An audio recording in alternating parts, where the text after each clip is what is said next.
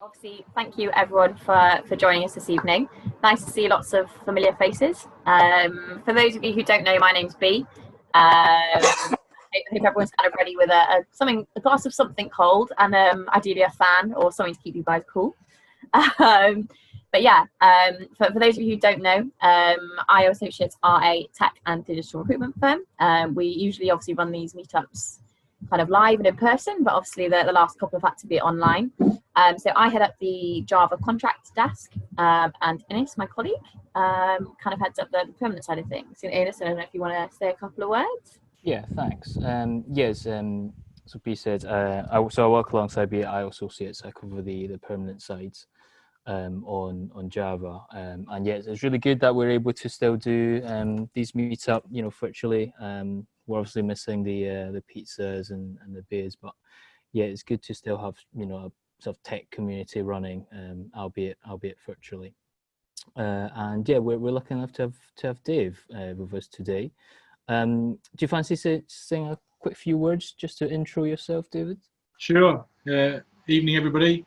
My name is Dave Farley. I'm probably best known for being one of the authors of the Continuous Delivery book, the book that kind of introduced lots of people to the ideas of continuous delivery.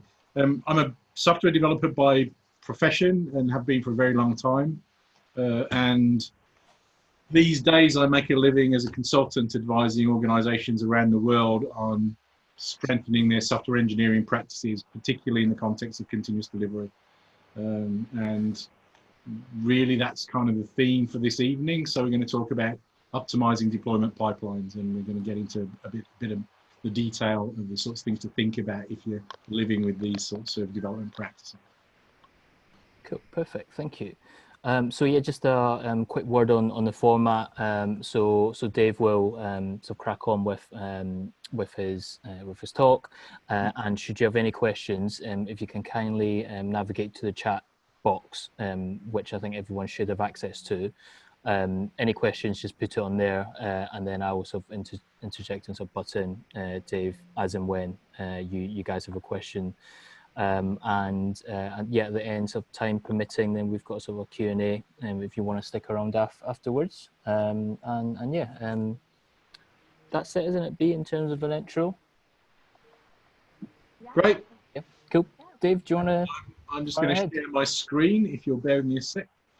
The host has disabled attendee screen sharing, so somebody could enable my screen sharing. Cool, hold on 2 seconds. Good.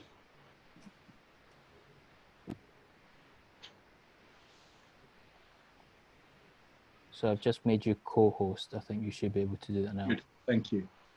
I'll try again. That looks better. That one. Good.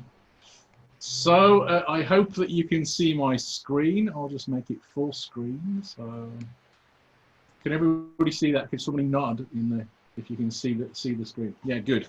Right. So this is my presentation. So optimizing continuous delivery, faster is better. I'm going to start with kind of a quick recap of the basic principles, and then we're going to get into it quite quickly. My working assumption is if you've turned up for this talk, you're kind of somewhat familiar with the ideas of continuous delivery. My favorite way of describing it is that continuous delivery is about working so your software is always in a releasable state. And that's what we're trying to achieve. So we're going to have some developers working on a change. They're going to commit it to a version control system of some kind. We're going to get some feedback, and we're looking in the early stages for very fast feedback. We're looking for fast feedback. I generally recommend you go for under 5 minutes. And we're looking for about 80% confidence that if this change is good, everything else is going to be good. So we're trying to optimize for that. The successful commit stage is going to generate a releasable thing, an artifact that's going to be deployed into production. And ideally, the most effective way of doing this is to actually get a successful commit stage to generate the deployable unit of software that you will deploy into production if this release candidate makes it that far. So a jar file, an executable, a DLL, a Docker image, whatever your deployable unit of software is, that's what is spat out of the commit stage. And we're going to version control that too, usually in an artifact repository of some kind. From now on, any evaluations from now on are looking to evaluate the release candidate itself. So we're going to deploy the software that will end up being deployed into production if it's successful, into test environments, and we're going to bang on it and try it out from there. So we're going to evaluate that from a different perspective. So the commit stage is really technical testing, supporting programming from the point of view of software developers. Does the code do what I as a developer think the code should do? But that's not enough. That's great for a certain level of technical assurance, but it's not enough to tell us whether our software is good enough. So we also want to evaluate the change from the perspective of an external user of the system. Does this software do useful things that a user wants of it? Is it deployable? Is it configured correctly? Do all of the pieces work together? So we're going to deploy our release candidate, our deployable unit of software, into production, into a production-like test environment, and evaluate it from the perspective of an external user of the system and capture the results, record the results. That's what I think of as a minimal deployment pipeline. If I was writing a really simple piece of software, writing software for my mum's cake shop or something like that, that's my minimal deployment pipeline. That's what I would build. The idea of any deployment pipeline is not just a series of workflow steps to automate a build process. The idea of a deployment pipeline is to go from commit to a releasable outcome. We're going to automate everything that we can to go from commit to releasable outcome. So if we're building software where security matters, we're going to include security testing within our deployment pipeline. Sorry? Is there a problem? I think somebody just joined and they weren't muted, that's all. Oh, okay, cool. Sorry, thank you. Right, so we're going to go from commit to releasable outcome, whatever releasability means in the context of our system. So maybe there's performance testing, reliability testing, resilience, security, anything that's required, and we will add those to the deployment pipeline. But this is kind of the minimal that we need. We need developer-centered testing and user-centered testing to evaluate the viability of our changes. So that's kind of the basics. But then we might have some manual testing, some exploratory manual testing to see if the software is nice to use. We might have some performance testing of various kinds to see whether it's fast enough and so on. We might have some data migration testing to see whether if we make changes to our data stores, we can migrate those data stores successfully as part of our deployment. And that's kind of when we talk. Sorry, I pressed the button too quickly. When we talk about deployment pipelines, that's really what we're talking about. Is this idea from commit to releasable outcome? We're trying to evaluate everything on the route. If we do this, it means that by the time we get to the point of release into production, we have as high a level of confidence as we can that our software is going to be safe and appropriate to put into production. It also means that we've got a fantastic view on the traceability of the changes. So this is a great way of working in regulated environments, in banks and medical devices and things like that, because you get very good visibility into the history of changes and evaluations that were carried out on any change that flows. In general, my advice is, I mentioned earlier, you look to try and get a result with about 80% confidence in under 5 minutes from the commit stage, that if all of those tests pass, everything else is going to be okay. And then everything else, I recommend that you aim for get that result in under an hour. So the under 5 minutes is really about optimizing for human beings. We want fast feedback that allows us to work efficiently. As a developer, I want to commit a small change, see whether that looks okay before moving on to the next thing. The under an hour thing for the duration of the whole pipeline is really about optimizing to ensure that we can stay on top of failures. If we can get to a releasable outcome within an hour, it means that even if there's an emergency in production, we can probably afford to run it through the deployment pipeline when we've got a fix for that failure. And so that's going to give us a higher level of confidence that that change is going to be safe. It means that we can learn more quickly during the day, and it means that we can stay on top of failures. If I introduce a failure that causes a test to fail in my acceptance or performance test stages, for example, then I've got several opportunities during the working day to fix everything and get back to a stable, releasable state. Remember what I said at the outset, continuous delivery is working, so our software is always releasable. And that's kind of the driving idea behind it, really. Next to think about, the next problem that we're likely to hit when we're thinking about this kind of thing is, so okay, that sounds okay, but what's the scope of a deployment pipeline? And I think it's useful to think in terms of systems. So here's a system. What would we need to test of this system to be sure that we could release this into production? Could we test this bit, or this bit, or this bit, or this bit, or that bit? Not really. Until we assemble all of these pieces, we don't know whether this thing is actually going to fly. The releasable unit in this case is the whole aeroplane. It's the whole thing. It's the whole system. So the scope of a deployment pipeline is a deployable unit of software, and I think that's a good idea to hold. An independently deployable unit of software. So you can imagine different systems. You can have a system like this that's composed of several different deployable units. We can take an aeroplane away from this system or add an aeroplane to it, and it's still a formation of aircraft. It's still a system. But each of those pieces is independently deployable. So what am I waffling on about aeroplanes here? What we're talking about here is really that the idea of the scope of the deployment pipeline. We want to work to a releasable outcome, and we don't know that we're finished until the deployment pipeline has finished, and when it's finished, that's definitive. We don't have any more testing to do after that point. So if at the end of your deployment pipeline, you feel the need to do integration testing with some other components of your system, it's not really a deployment pipeline. So we optimize to try and get to that releasable outcome, whatever the scope of our system. That means that the scope of a deployment pipeline may be a whole system, or it may be an independently deployable microservice of a system, but we don't, if that's the case, we don't get to test those microservices together to see whether they work together. We use other techniques to isolate them from change.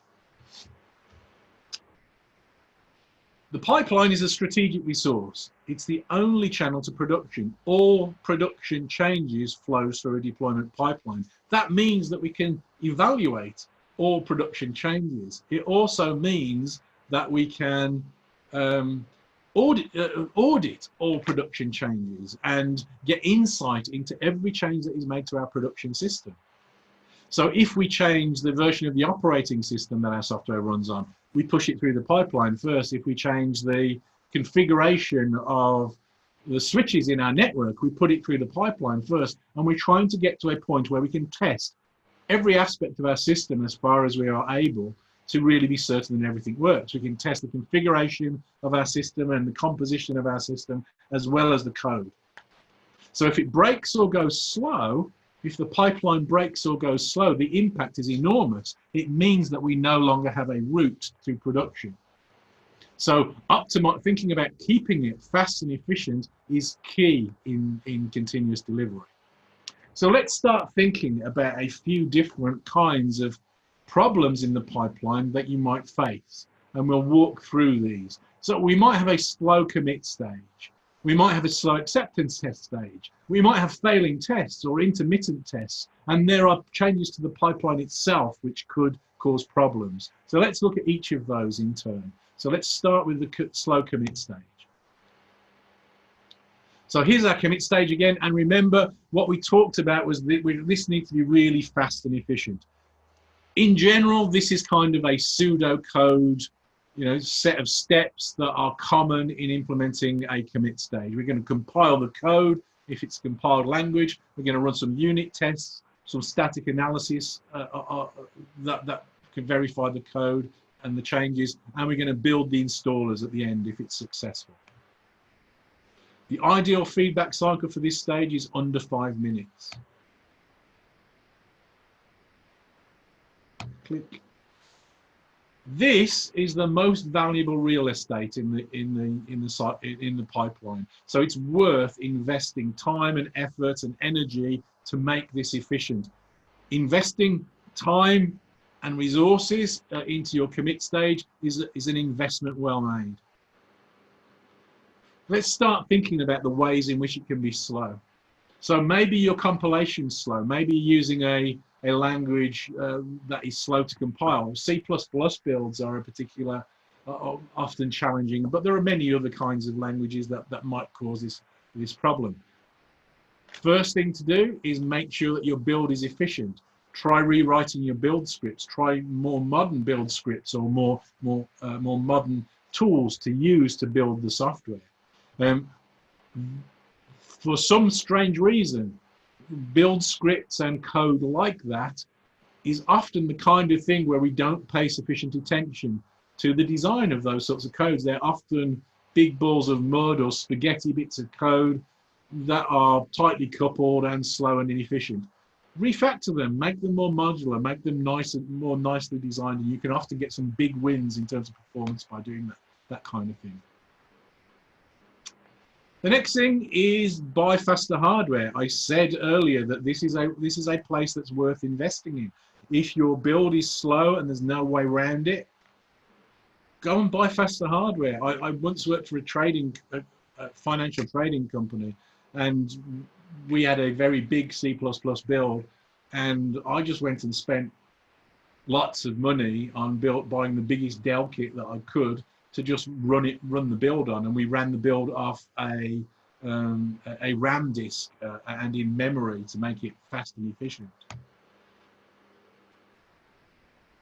Next, think of parallelizing the build, thinking about decomposing the problem so you can farm it out and parallelize the build to make it more efficient. There are lots of tools that can help you with this these days. Next option is to decompose your system into more independent modules or services, each with its own pipeline. There's a caveat to this though. Remember what I said earlier about the scope of a deployment pipeline is an independently deployable unit of software.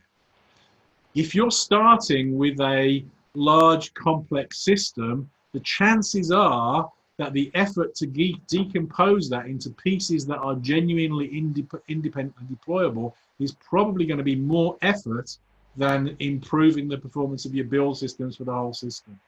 So this isn't, everybody thinks that this is the quick option, and it's not. Sometimes this is a problem.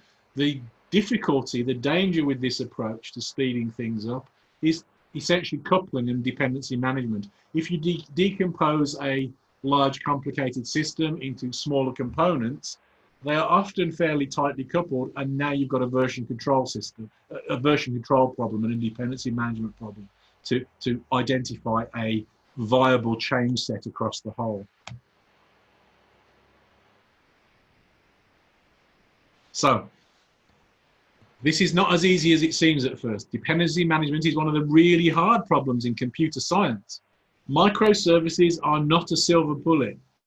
They are, in some ways, architecturally more complex than a monolith, because you need to, at the seams in the microservices, each service needs to be independently deployable without testing it with everything else. And that's a difficult thing to achieve. It requires a certain level of architectural and design sophistication to be able to do that kind of thing. You can start to look at more modern build systems, and things like Gradle, Bazel, and Buck are all good examples of build systems that will automate the parallelization of your systems. These can do parallel builds and support ideas like distributed build caches at enormous scale. Bazel and Buck are the tools that Google and Facebook use and are extremely efficient at very large scales for various kinds of builds. So it's worth looking into some of those if this is a problem that you have.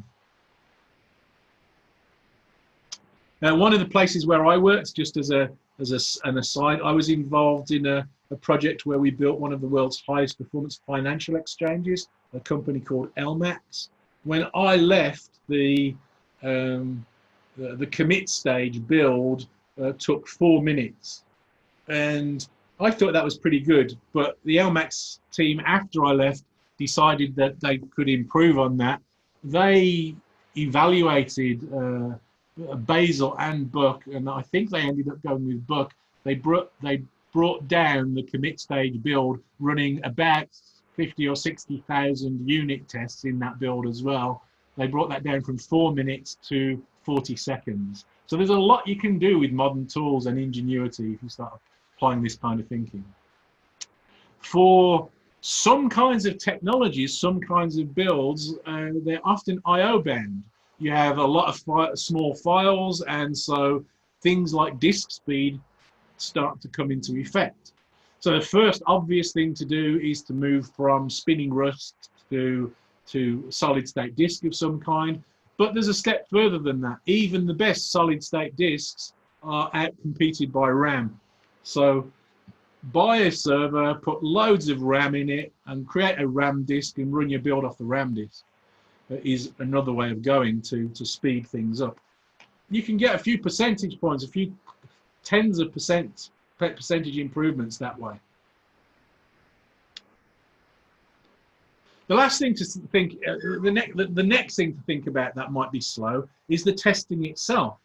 So it's all very well kind of getting a fast compilation, but if your tests are really slow, that's a problem. This is nearly always a problem of the tests themselves and the way that they're written. I'm a strong advocate for test-first, test-driven development as the best way of developing software at all, but particularly building efficient commit stages. If you're trying to build a commit stage and you're not doing that, if you're writing your tests after you've written the code, they are almost always going to be slower, more complicated, and more fragile. So look to the tests, look to improve your testing strategy and testing approach, and you can get a lot of wins that way. The most efficient form of tests are the tests that you write first. They're almost always more loosely coupled to the code and simpler to maintain and keep running quickly.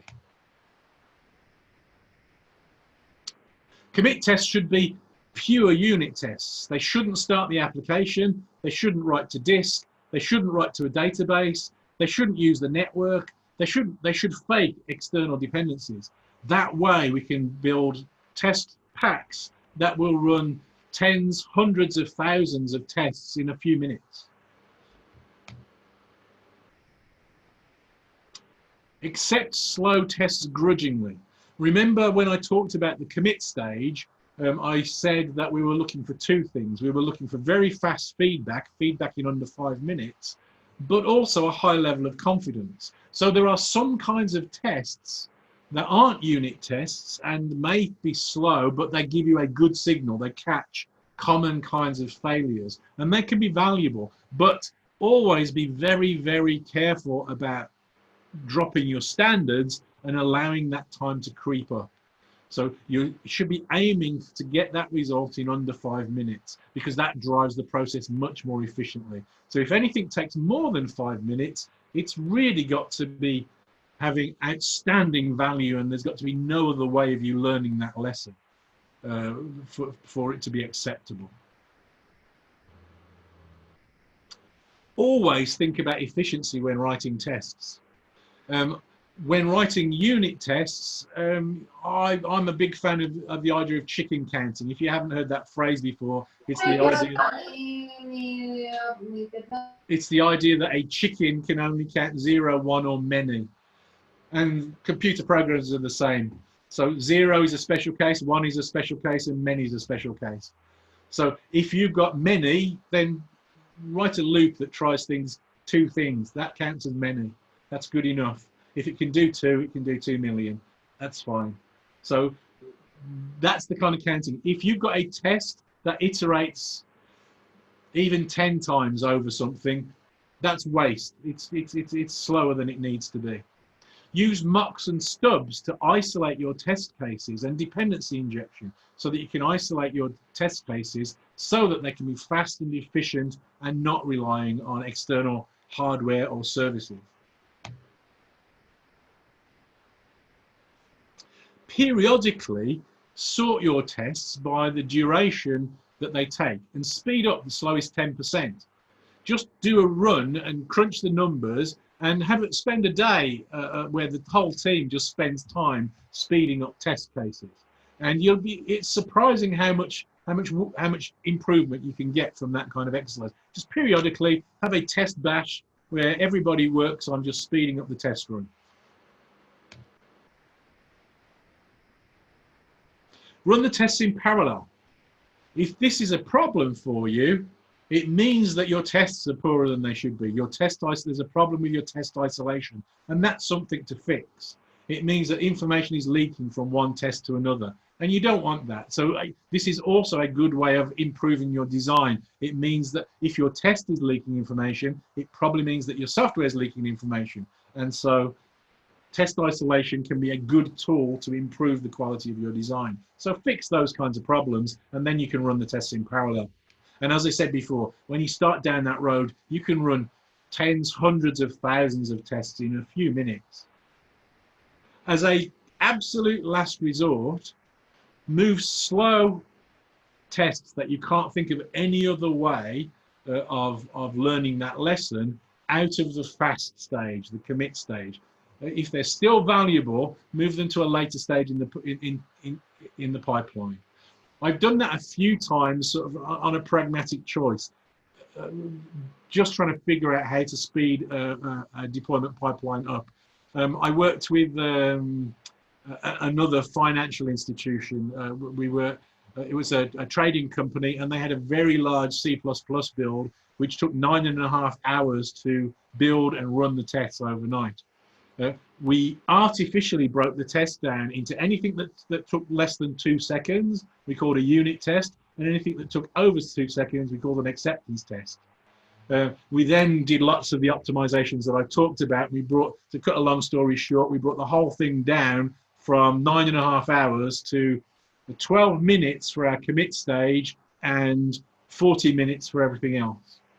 By doing all of the sorts of things that we're talking about. So just moving those slower but valuable tests out might be a pragmatic step to get to a better position. The next part of our commit stage is the analysis stage.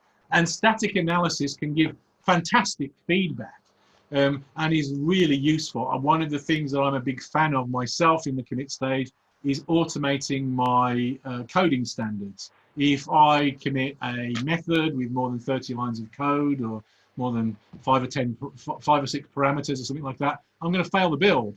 And that helps me stay on top of the quality of the system as it grows.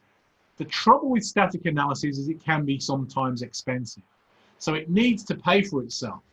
If the analysis doesn't catch bugs, but is slow, then drop it. It's better to go for, in the commit stage, it's better to go for fast, lightweight analysis rather than slower, heavier weight analysis.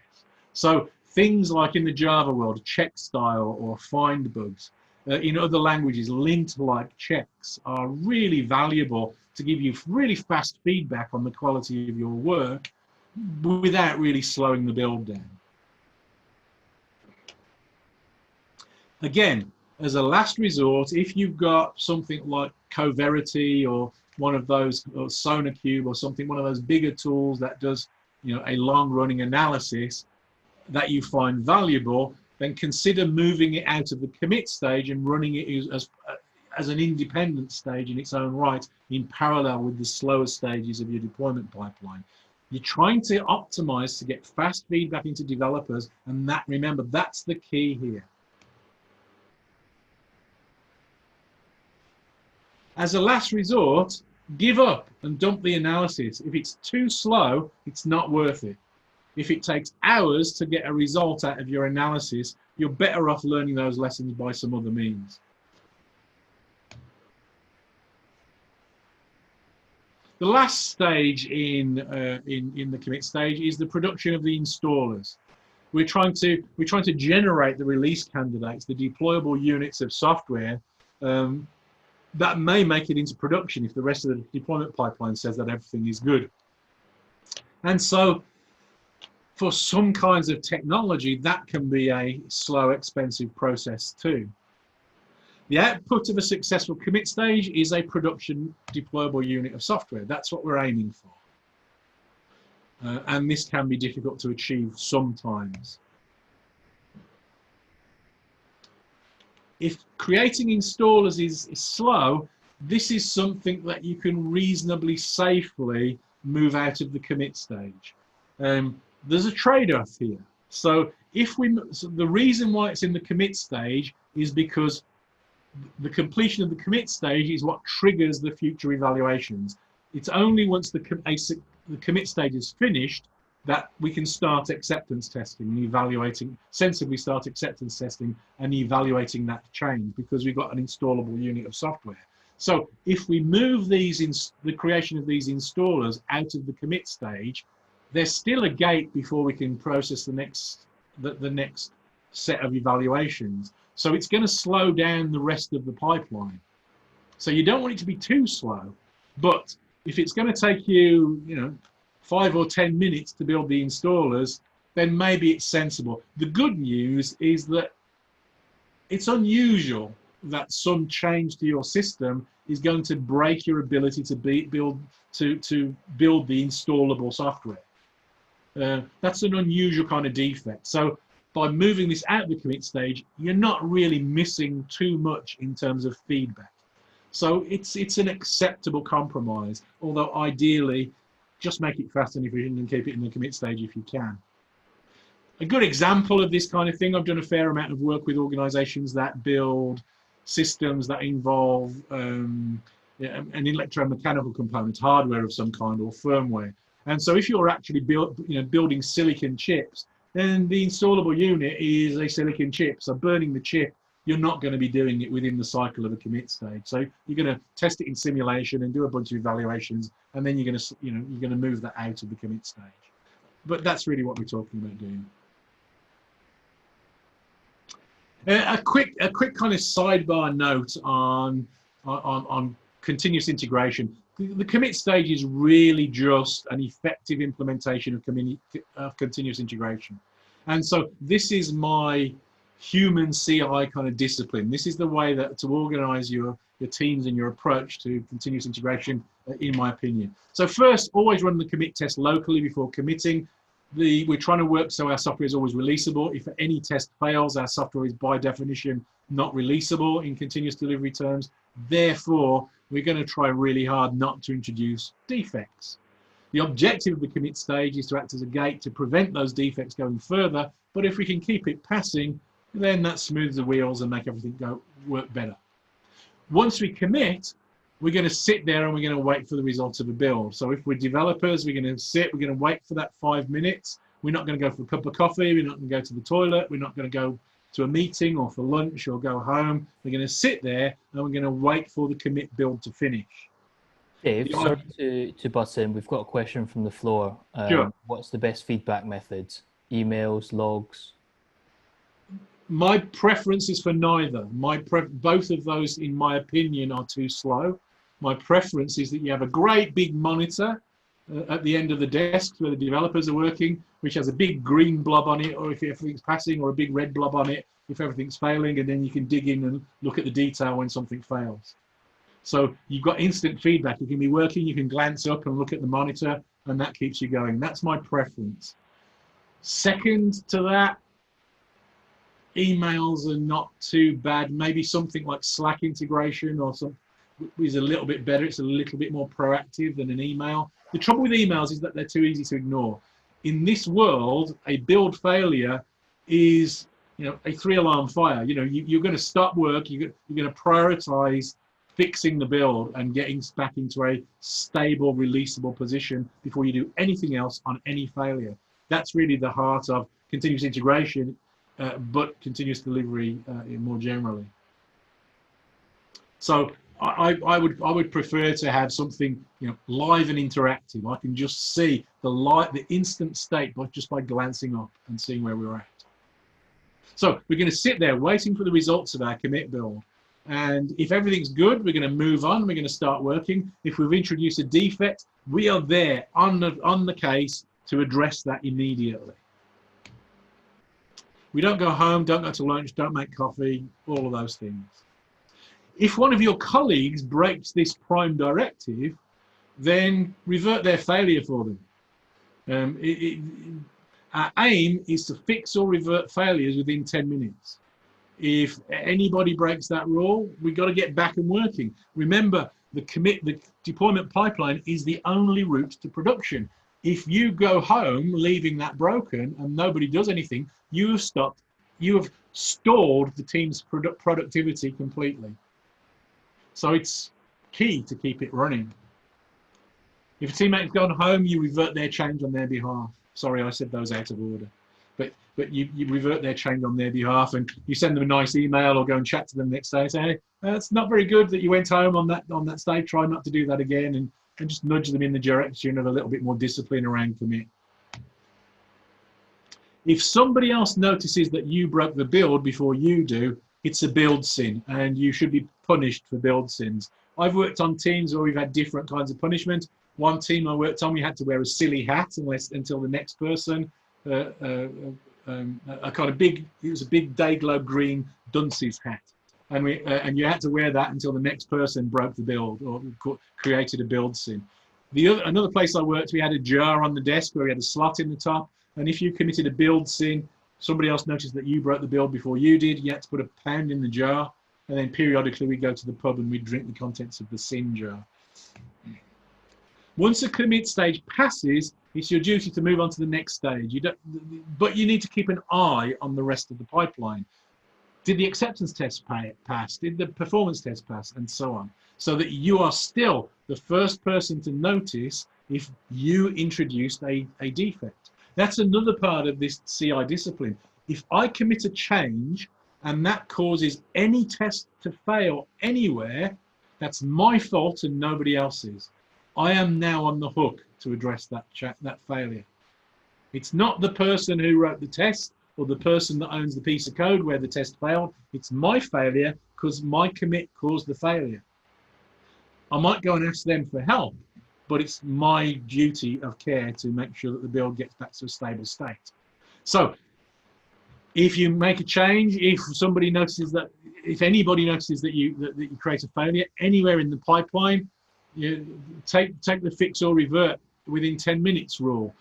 From that moment, start a clock. You should be able to commit something that fixes the problem that you introduced or revert the change and try and figure out offline why it broke something. Watch the progress of the change through the pipeline. If a later stage fails, address the failure immediately. That's kind of the sort of basic CI discipline, which kind of greases the wheels a little and makes the rest of this working. Continuous delivery is about optimizing the process so that the build's always in a releasable state. That means pipeline failures trump everything else. If somebody's gone off to a meeting, you go and drag them out of the meeting to solve their problem. It's that important. What I've just described is basically captured in this diagram. We're going to commit some changes to a version control system. That's going to trigger the commit stage to evaluate those changes and so on. There's another strategy that's kind of the human CI discipline that I just described. There's another strategy that you can implement, which is you logically commit to the commit stage, not the version control system. Only if all of those tests pass is your change promoted to the version control system. And that has the nice property that the version control system is always passing at least to the level that the commit stage validates the software. So that's quite nice. It's a little bit more complicated to set up, but it's quite effective and a useful strategy. So, in summary, performance of the commit stage is really important, and it's really worth spending time, money, engineering effort, ingenuity to keep it fast. Teams with a fast commit stage keep the build green. the commit stage performance is an important thing, so it's worth the effort. Any questions at that point? Any? I'll just pause to give people a chance. Yeah, I think no questions as such, but the chat seems to have had quite a few sort of conversations of back and forths. Okay. So that's that's good. But yeah, no questions as such. Okay, cool. Unless anyone has any for Dave now. Peter's just got one. You view on trunk and branches. Yeah. So I'm a believer in continuous integration, and therefore, kind of by definition, that's against working on branches as far as you can. Continuous integration is about integrating your changes frequently. Any form of branching is really about isolating changes. So trunk-based development is really synonymous with continuous integration. And so that's the most effective way of working. There's some data to back up that statement. If you look at the State of DevOps reports and the Accelerate book, which analyze performance in software projects, they say that committing to trunk or master, origin master, at least once per day is correlated with teams that have fewer defects in production. So there's evidence to say that that's a more effective, more efficient way of working, and that's my preference. That's the best way. It comes with some trade-offs. It means that you've got to worry about being able to make changes in small steps that don't necessarily yet add up to a feature, and that's a different way of thinking about things. But that's the trade-off of continuous integration. Continuous integration, to my mind, is the best way that we know of making change safely in small steps. And that's another key idea in continuous delivery, really. We're trying to optimize to make simpler changes in smaller steps so that we get a clearer picture of how we're making progress and the quality of our work. Moving on to the acceptance test stage. So that's here in the deployment pipeline.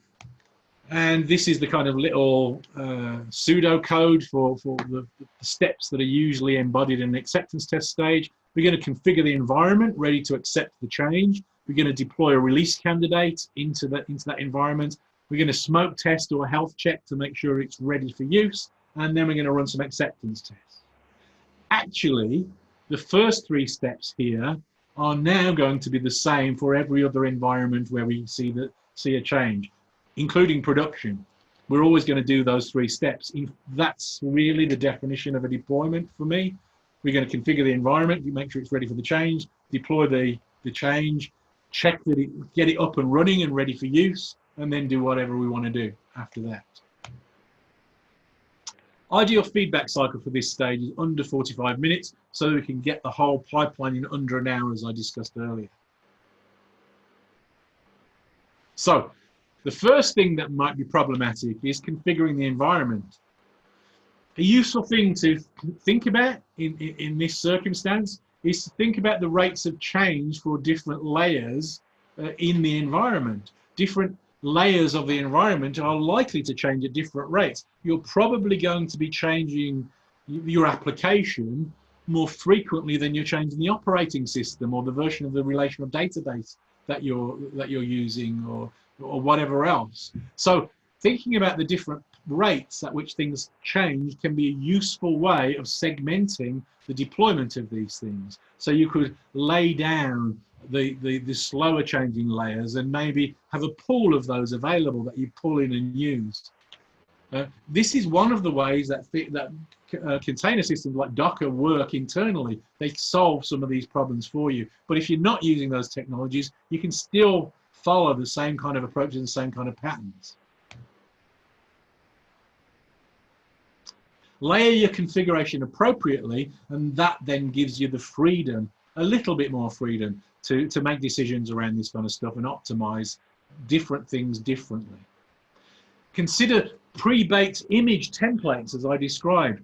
You could imagine pre-baking the operating system layer, and you know, at the point at which you upgrade the operating system, you throw away all of the pre-baked ones that haven't been used, and you start generating new ones, but you have those ready. You don't have to wait for those to be ready at the point at which you want to deploy a change. You could be doing that offline somewhere else.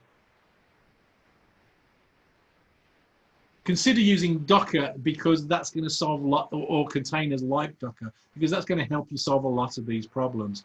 If you're not familiar with the way that Docker works internally, it has a layered version control system built into it, so that when you deploy a container, it doesn't necessarily ship all of the bytes.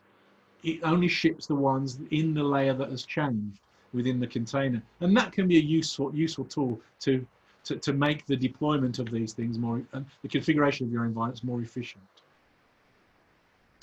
Successful deployment ends with a running, working system. So for efficiency, we need to think about that. So we need to think about the time it takes to deploy the system itself. I worked with a client not very long ago whose system was deployed 7 times because of circular startup dependencies in the system. It would only be stable after the 7th deployment, which meant that it took several hours just to deploy the software. That's just bad code. That's just crap, to be honest. So you've got to solve those kinds of problems. You've got to sort out those kinds of things and start thinking about the efficiency of these kinds of things. The other thing that can often be costly is the time it takes to migrate data. If we want to be able to work in a continuous delivery manner, we want the freedom to be able to make changes whenever we want. That includes changes to our data structures and the data that they contain. So we need to take ideas like data migration seriously and think about migrating those. For some kinds of systems, this can be expensive, too expensive to do at deployment time. I don't have time to go into all of the patterns, but there's a variety of different data migration patterns that can help runtime data migration as well as deployment time, for example. So think about the time it takes to migrate data as one of these costs that might be implicated at deployment time. The time to start the system itself. How long does it time to not just shifting the bytes around from one place to another, but how long does it take to actually get the system up and running and ready for use? And the time to validate that it's ready for use. All of those things might be opportunities to speed them up. So let's think about those in a little bit more detail. I'm going to skip through these reasonably quickly because time is cracking on. So the time to deploy. How do we keep deployable artifacts lean? We wanted them to be lightweight. Don't deploy dumps of production data into test environments. Try and synthesize the data and have targeted data that you can use in automated tests rather than just dumps of production data. Think about the packaging strategy. It can make a big difference if you can parallelize the deployment of your software. That can make a huge difference to how long it takes. That also probably means breaking dependencies and so on. Think about network infrastructure and the constraints that might impose, particularly if you are deploying to environments that either you don't control or in parts of the world with lower infrastructure available, lesser infrastructure that might be slower. Take these things into consideration. Minimize the data sets wherever you can. Try again to think really lean in terms of the data that's required to evaluate your software, so that when you're deploying it, you're not carrying gigabytes of data around with the deployable system. Consider better modularization and independently deployable services. I've put that last again because that's always more complicated than it looks. Don't forget that, but it is certainly a strategy. The time to start the system. Minimize startup dependencies and ordering. Invest in optimizing code executed during the startup. Make sure that it's efficient. Profile the code. Make sure that it's well written during the startup.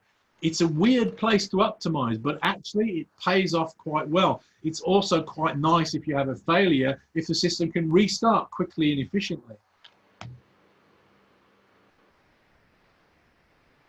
Consider better modularization. Again, and independently deployable services. And I won't remind you again of the costs of that.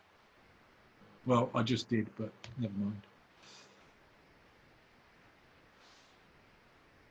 So, slow acceptance testing, the testing itself.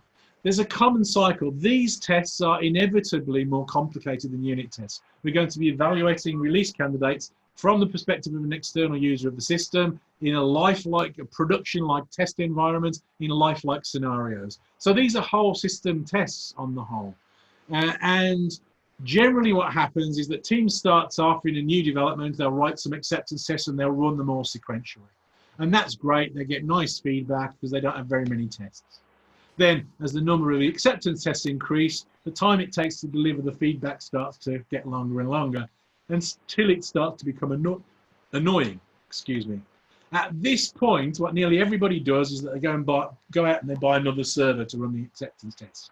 And what nearly everybody does is that they just artificially divide up the tests, usually alphabetically or something like that. All the tests that start with the letter A to M, we run on one server. All the ones that end to Z, we run on another server, and bingo. And then you start to notice that usually it's the first half is slower than the second half because there are more tests that start with the letter A to M. So then you start manually juggling tests to try and balance them so that you get a more even feedback. Dave, would you be available for a quick question? Yep. So Paul's just asked, so Paul just said, I'd love to hear about successful approaches to data migrations. He said it was possibly one of the hardest challenges he's faced when moving to CD, had to roll down their own system of scripts to test migration based on ideas from Redgate. Yes, so Redgate's got a few tools in that space. I think there are some other patterns. I'm just going to reel off some names of patterns because I don't really have time to go into them now. So there's deployment time migration, and really the most effective strategy for that is to do delta scripting, and you keep track of the deltas and version each delta. Then you can replay the deltas in order, and you can also have rewind scripts, so you can roll forward or roll back to different versions of the data. That's kind of the best strategy that I'm aware of for deployment time migration. After that, you get into things like lazy migration strategies. So you write code into your system that can read old versions of the data and will write out the new versions of the data. So your application itself does the data migration when it comes across old records. And then there's timed lazy migrations. So you can do it when there's downtime in the application will go and scavenge looking for old records, and so on and so on. And then there's kind of live translation, where you've got very large data sets. You write modules that will translate from any version of the data into the current picture. And you maintain that set all of the time. The stream of data is version 2, and you interpret that and you migrate them as you go. All of these are work, but they're required if you want to be able to really start getting into being able to migrate data successfully for all different kinds of applications. There's a reasonably old, it was written at the start of this century, but a very good book called Refactoring Databases by Scott Ambler and Pramod Savage, which is well worth a read. It's got lots of patterns in for data migration and other things. Thanks, Dave. I think he's got a follow-up question. What do you do about migration that turns out to be dangerously buggy? Well, try not to write code that's dangerously buggy. One of the strategies for migration is that you also want to do test-driven development for your migration scripts. You want to automate the testing of those as well. So I mentioned before at LMAX we built one of the world's highest performance exchanges. Our system was generating about 1 terabyte of data a week when it was operating. It processed 1.3 times the daily volume of Twitter when it was operating in terms of data. And we did data migration on we maintained different strategies for data migration on all the data that it contained so that we could make these changes. So it's doable, but it's a lot of work. There's no silver bullet that I'm aware of that makes this an easy task. And I think that there are some kind of organizational things. You need to get the teams involved, the teams that are making the change to the data structures, responsible and involved in the migration. You can't defer that to another team. You can't defer that responsibility. So there's a whole bunch of stuff around this, but it's a common problem, and there are solutions. It's just that they are work. They're you know, they take a bit of doing. Okay, so I'm gonna crack on with this. So remember, the team start writing acceptance tests. They bought a couple of servers and they started manually balancing the servers so they finish at the same time. At which point you start to move to a more strategic parallelization, and you build something that kind of can manage that. So we want to parallelize the tests. So treating test isolation for your acceptance tests is really important, and to do this from day one is a really good strategy, because that means that at the point at which you start hitting these limits, you've now got more tools at your disposal to optimize. Test avoidance is a great idea, but can be very difficult to do well. Test avoidance is the strategy of, for any given change, identifying which test you ought to run in order to evaluate that change is good. And doing that on an automated basis, because we are talking about being able to do all of this with thousands of tests in under an hour. So test avoidance is a great idea. I confess that I've never really got it to work for me. And that's probably because I haven't been smart enough to come up with a good way of doing it that I trusted. The problem here is, you know, how do you know which tests are affected by what changes? You can kind of keep track of that to some degree and have some idea, but it's not always perfect. If you want a definitive statement of whether your software works, it's hard to do this. When I've tried, I found out that I spent more time trying to figure out which test to run than I did just running all the tests. So my preference is just to optimize to run all of the tests. That is a bit of a brute force approach, but that is the approach that I tend to take. Acceptance tests are kind of almost by definition find things that you don't expect, and so predicting which tests to run and which not to always feels a little bit risky to me. So be careful that you don't spend too much time calculating which test to avoid, and if you are doing test avoidance, make sure that you're pretty damn certain that the tests that you're not running aren't going to find something. If you've done the things that I said in terms of isolation, then scaling up is not too big a deal. It allows us to do things like this. We can have our acceptance test environment becomes free. It goes and looks in our artifact repository for the newest release candidate generated by the commit stage. It deploys that automatically to an acceptance test environment.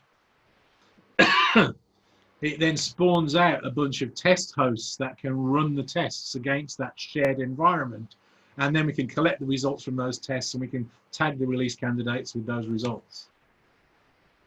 Here's an animation of the LMAX version of our test automation grid. This is dynamically allocating our build grid and deploying tests in different environments. We had a bunch of tests in different classes. So mostly the tests are in shared environments. But there are a few tests that are required dedicated environments, like time travel tests where we're manipulating time, or destructive tests where we have a dedicated environment where these are used. And you can see the test grid being dynamically allocating so that it's kind of managing and balancing the resources as we were testing.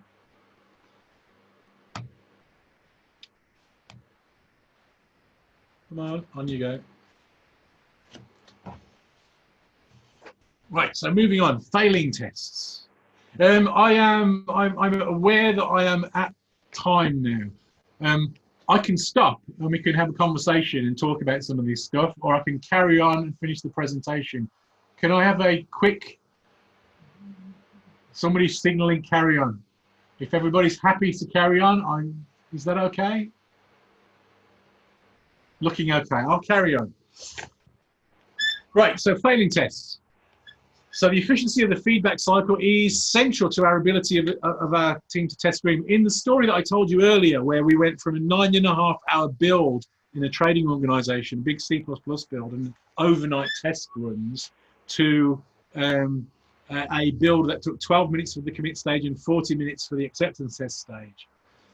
When I started with that team, with that organization, that 9.5-hour build had been the way that they've been working for about 3.5 years. Somebody told me, who'd been there from the beginning, that in that 3.5-year period, there had been 3 occasions ever when all of the tests passed. The rest of the time, there'd be a stubborn nub of tests that were failing. And it was always a bit different. So what they did was that in the morning, they'd wake up, have a look at the build results. They'd pick the modules that were all green, that all the tests had passed, and they'd allow those to be deployed into production. That was fine as long as those modules didn't talk to the modules that had failed tests and depended on some feature of the new version of that code. And sometimes they did. So they had an unstable position in production as a result of this strategy. So we did all of the work that I described earlier to optimize this process. We got the build time down to overall to under an hour. And in the first 2-week period of deploying that build, we had 3 builds where all of the tests were green, because the feedback cycle was so much more efficient now that the development team could stay on top of the failures and fix the tests as soon as they failed. In the following 2 weeks, and for the rest of my time at that organization for the next couple of years, every single day there was at least one release candidate where all of the tests had passed and were green. And so speeding up the feedback cycle is an efficiency in itself. It gives us great high quality feedback and gives development teams deeper control so that they can stay on top of failing tests and keep the build green and the software therefore in a releasable state. So under 5 minutes and under an hour is the target to shoot for in trying to optimize this whole cycle. Where there are failing tests, we're looking to prioritize fixing failing tests or above all other things. Remember, commit a change to fix the problem that you introduced, or revert the change and try and figure out what went wrong offline. Next, thinking about intermittent test. Intermittency is a general pain. This is a problem that nearly everybody has with high levels of automated testing. Dave, are there any, are there, a question from Martin. Sure, go ahead. Are there any external factors that feed into the speed tests run at? For example, at one client, an old server is used, antivirus rules hacked over time, same for firewall rules, clearing those up, sped builds up dramatically. Yeah, certainly. So there are those kinds of inefficiencies. Virus scanners running on build servers and those kinds of things are, often can eat into the performance. You've got to think about all of those things and take the performance of that kind of stuff seriously to really get into the detail of these kinds of things. Fundamentally, I think that the principal message that I would like people to leave this presentation with tonight is that the speed and efficiency of feedback is more important than we have traditionally given it credit for. By optimizing to get these results, within a working day, within an hour, within 5 minutes, that has a significant and quite dramatic impact on the effectiveness and the quality of work that software development teams can produce. It requires deep changes in all sorts of different ways to achieve some of the sorts of numbers that I'm talking about. It requires working in different ways, and it requires engineering effort to optimize, to do things like you're talking about, to take seriously the performance of the systems that traditionally we probably wouldn't think too much about. But the value is enormous. Just a slightly funny war story from a client of mine that I worked with a couple of years ago. This was a very, very big telecoms company. They had a very big project that was underway. And they were looking for some help with performance testing. And I was talking to them a little bit about this, and they'd run their performance tests on 3 occasions. And this was a big, complicated system, and they didn't have a test environment. So they ran the performance tests on the corporate network, which meant that no 2 of those runs, let alone all 3, bore any relation to the others. They were completely different because if you've got somebody on the corporate network watching Breaking Bad while the test run's going on, you're going to get very different results than if you do it in the middle of the night when there's nobody there. So they weren't comparable. So one of the things that I think I'm going to philosophize for a minute. I think that continuous delivery represents a genuine engineering discipline for software if you take it seriously, and that brings in a whole bunch of things. Amongst those things is a matter of controlling the variables. If we're going to take this seriously, we're going to try our best to control the variables to the extent where we're going to get as close to deterministic repeatable results as we can get for every test, including difficult things like system performance tests and so on. So yes, we have to take all of those sorts of things seriously and start to think about optimizing to get the sorts of results that we want to. But that's driven by this desire for fast, efficient feedback. And we can kind of use that as a tool to drive the decisions around that kind of thing. Okay? So back to the intermittent tests. Too many teams live with intermittent tests, and they are a drain. They are a drag on productivity. If you get a signal back from your build system that says these tests are failing, it's very common for teams to say, oh, those tests are always failing. Then what's their point? What's the point of those tests? Some continuous integration systems even put support in so that if a test fails, they will run it again. Why? Why is that a good idea? If the test fails and then you run it again and it passes, which one's telling you the truth? The one that you care about is the failure, really, because that's telling you something went wrong. And so you want to try and react to that. So if the test passes once and fails once, how do you know which one's correct? We've got to figure out, we've got to find out a better way of dealing with that. So we've got to find a way of solving the problem of intermittent tests. We've got to deal with those. They are pernicious. I spent a long time working with teams. We were culpable. We just ignored them. We even built tools that would help us identify the intermittent tests so that we could ignore them, in an organized way. It's a bad idea. Treat the intermittent test as a failing test. If it's intermittent, if it fails intermittently, that means that version's not releasable. Your job now is to try and figure out why it's failing and fix it. Fix the intermittency. As a last resort, if you can't fix the intermittency, is it really worth keeping? Because it's lying to you at least half the time. So is it worth it? Think about just dumping the test. Or better, rewriting it in a way that's not, throw it away and rewrite it from scratch in a way that's not intermittent. Intermittent tests are nearly always down to 2 or 3 common causes. They're usually race conditions, resource leaks of some kind or another, or data clashes, leaks in terms of leaks between tests that you're running in parallel. So encapsulation problems.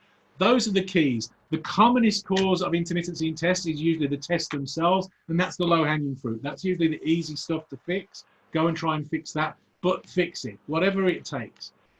So race conditions, poor test isolation, poorly designed test cases, and if it's not, it's usually pointing. If it's not poorly designed test cases, it's usually pointing to something serious that's really wrong with your software. So it's giving you a message. It's telling you that your stuff's broken. So fix it. Prioritize fixing intermittent tests. The last in my category of changes are pipeline changes. Remember, the pipeline's the only route to production, so it's a strategic resource. Think about service level agreements for your pipeline. Think about treating this as a production system in some ways. Think about high levels of availability, redundancy, clustering, all of those sorts of techniques. Certainly infrastructure as code to support changes to your pipeline and infrastructure so that it's reproducible and recreatable, and version control. So the pipeline is a complex system in its own right. And the best way to deal with complex systems is continuous delivery. So think about versioning it and all of your tools. Consider writing test cases for some pipeline behaviors. And before anybody asks, yes, I have written a deployment pipeline for deployment pipelines in the past. It was quite nice. It worked very well. Think about blue-green deployment strategies for pipeline changes. If you're not familiar with that, that's where you have two. Usually we talk about this in the context of production systems. So in this case, we have two build environments, two deployment pipeline environments, one called blue, one called green. The blue one's live. We update the green one, make it ready for use, and then we switch over and the green one's live. That's blue-green deployment. It's described in my book, a bargain, if I say so myself. Pipeline changes. Use infrastructure as code approach for all pipeline hosts so that they're version controlled, reproducible, and you can make changes in small, simple steps and step back to stable versions if you make a mistake. Make your pipeline the only route to production. I've spent a reasonable chunk of my professional career working in regulated environments of one kind and another. And often in regulated environments, in the stricter ones, they will say that there should be a separation between developers and operations. The developers are allowed access to production systems, which I'm fine with. Operations are allowed access to production systems, and developers are not. I half believe in the second one, is that developers aren't allowed manual access to production systems, but neither are operators. All change to production systems goes through automation and is managed, hosted through the deployment pipeline. That's what I think is the kind of gold standard for this kind of stuff. This makes obvious sense when you start thinking about modern cloud-based systems, but it's just as viable a strategy for on-prem systems.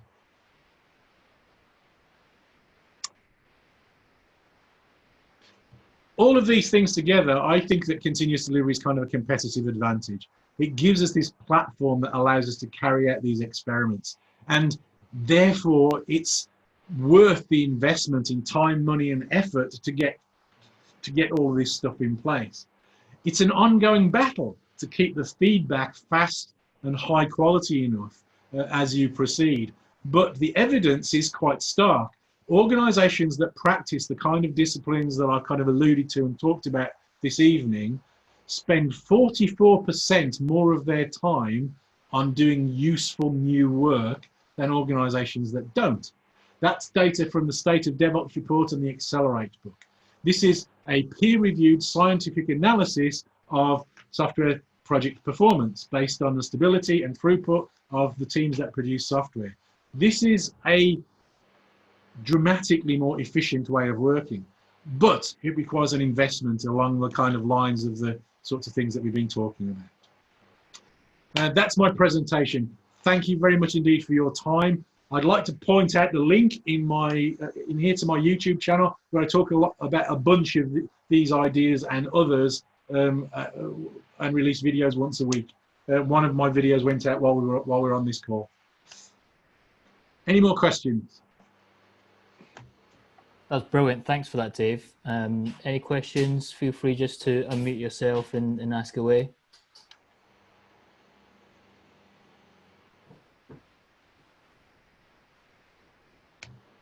Or put it in the chat. That's also fine as well. Paul's just asked, in your experience, who in the organization takes ownership of the pipelines? That's a question that varies quite a lot. It depends on the nature of the organization and the nature of the team. For larger organizations, it's often effective to have a team that's kind of looking after the tooling and the efficiency of your deployment pipelines. I think it's also useful, though, to have some level of ownership within development teams to some degree. When we built our systems when we were building our exchange, the development teams themselves owned the responsibility for building and maintaining the deployment pipeline. I don't think you want to take too much responsibility for that stuff away from development teams. So certainly you want to make sure that they're responsible for things like the deployment of their software themselves. But you can build pipelines as a service that kind of work around that framework. When I talked about the trading company where we optimized the big C++ build, one of the other things that we did there was that we operated deployment pipeline as a service. We built very high-powered pipelines with very sophisticated hardware so that they were fast and efficient, and then built those in a way where teams could plug their own build systems and tailor their build and deployment systems to meet their own individual needs on the teams. So some degree of freedom in the teams is useful. And one of the ways that I think about this more generally is, as a consultant, you have some of these tricks. One of my tricks is to imagine an ideal organization. And in an ideal organization, I think everybody working in that organization would see the consequences of their choices and to some degree suffer from them. So if I'm a developer and I write crap code, I'm the person that gets phoned up at 3 a.m. in the morning, when there's a production defect. That kind of DevOps style thinking, I think, is useful to think about. So if I'm a developer and I'm writing my software, it's not somebody else's job to deploy that. It's not somebody else's job to think about configuring that. It's my responsibility because I'm best placed to make those choices. So I want that kind of freedom, but the actual stuff that's doing the build itself or doing the run, maybe there's some utilities centralizing that, particularly as you get to the more sophisticated end. Google have a single repository that holds literally billions of lines of code, and every change triggers an evaluation of that change alongside everything else. Their build and deployment systems are massively sophisticated and at an enormous scale. Each team doesn't look after those sorts of things individually. So it does depend on circumstance a little bit. Thanks, Dave. Hopefully that answers your question, Paul. Graham's got a question. Having read what you've wrote, it's definitely not obvious because I've got next to no idea what you're asking. But Graham's asked, as the code base increases, the number of unit tests will increase and maintenance increases. What's the strategy to keep the commit minus 5 minutes? I think that the main strategy, I think one of the best tools is one that I mentioned already, which is test-driven development. Test first, test-driven development. And that's where you write these pure tests. Most of the tests that I write when I write that kind of thing in languages like Java or C# or those sorts of things, they're going to run in literally microseconds. Maybe if it's a complicated test, it might take milliseconds. So just on that basis, I could run thousands of tests in a few seconds, just on that basis. When you scale those out, it's not quite that simple. But in the LMAX case, I keep referring back to LMAX, where we built this world-class financial exchanges, because that was kind of a real seminal project in my career. And it was the best example of automated testing that I have ever seen. When I left, we were on every commit, we were executing somewhere around 60 or 70,000 test cases. The commit stage was somewhere between 30 and 40,000 unit tests in that 5-minute window. And as I said, after I left, they brought that time down from 4 minutes to 40 seconds. So you can do ridiculous things with modern hardware and doing these things sensibly. But it kind of requires you to be building that kind of thinking in from the start. The problem with that as a strategy is that you can't really retrofit those sorts of unit tests to pre-existing code, because the code that is the fruits of that kind of testing is simply a different shape, a better shape. It's better designed, but it's different. So if you're starting something new, start doing test-driven development, and you're less likely to have a problem, to be honest. If you are retrofitting things, then start thinking about some of the stuff that I talked about, parallelizing things and using the tools at your disposal to try and optimize to get things efficient. Ultimately, though, you're going to hit a wall where you're going to have to go back to the tests themselves and start optimizing those.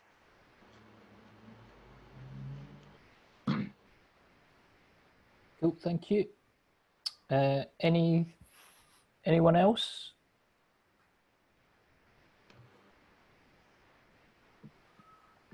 Somebody's written mucking. Yeah, mucking is a key idea in test-driven development to be able to stop you actually talking to hardware and keep the unit tests clean of external dependencies.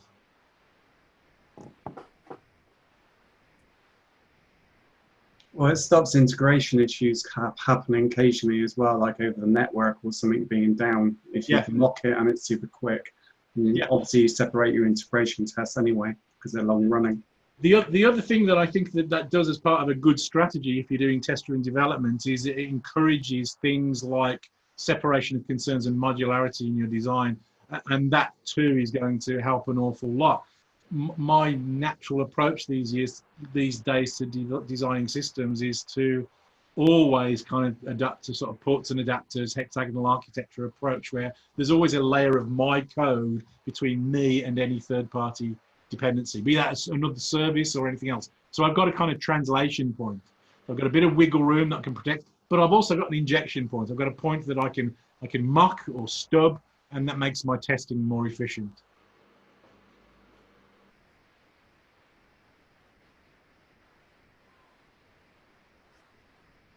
Yaz has asked, where would UAT fit into this? Yeah, so I think that so when we wrote the continuous delivery book, we referred to acceptance testing as the automated regression test, really, from a user's perspective. I believe that eliminates the need for traditional user acceptance testing if you are expecting that acceptance testing to be a fault-finding exercise. Because if you take the kind of strategy that I've been alluding to seriously, they're not going to find many faults. The software will work.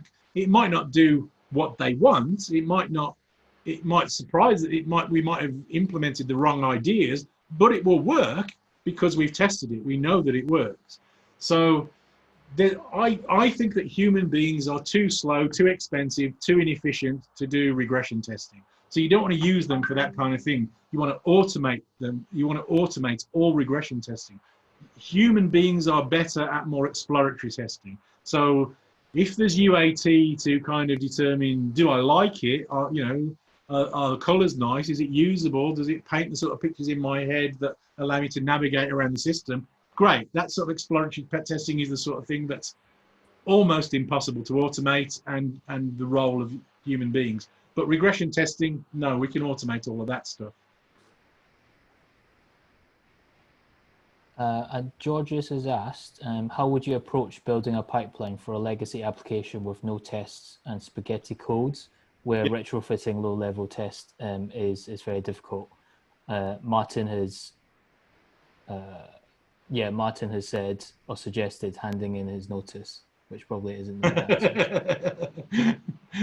Well, there's a joke. You either change the organization in which you work, or you change the organization in which you work.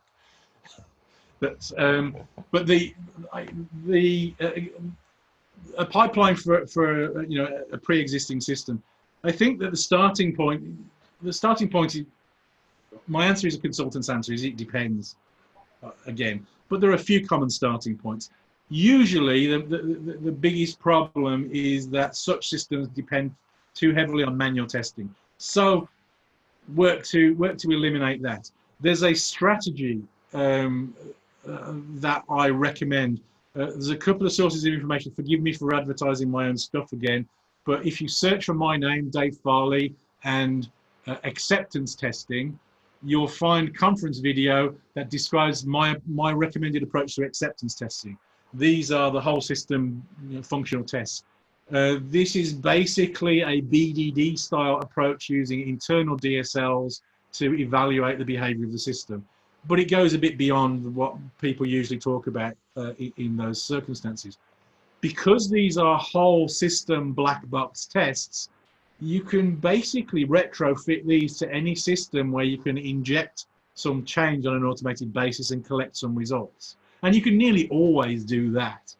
So as long as you can do that, as long as there isn't some piece of hardware in the way that stops you being able to collect results out of it, you can write these kinds of automated acceptance tests.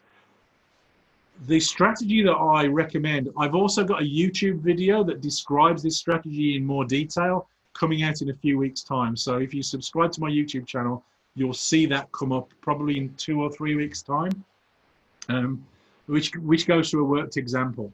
And the strategy is that you capture the acceptance tests in the language of the problem domain, saying nothing about how the system works. That means that you can kind of write these tests quite quickly once the plumbing is in place to support them. And that means this is an exaggeration. This isn't exactly true, but it's a rough approximation. It's nearly true that if you get to the right stage, it takes you almost as long to manually execute these tests as it does to write them.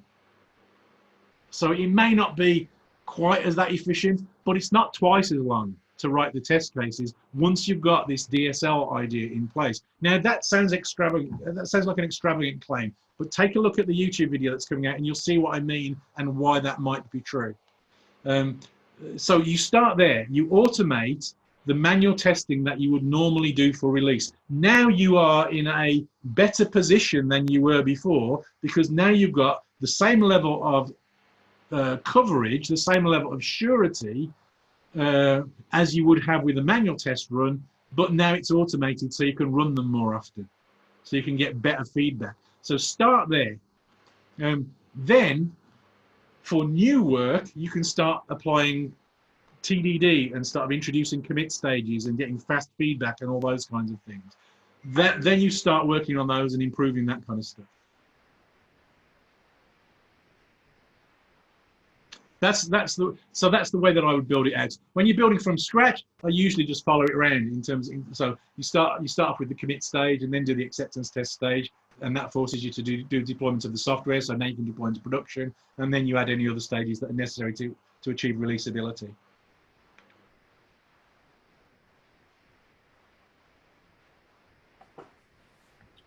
Any more questions?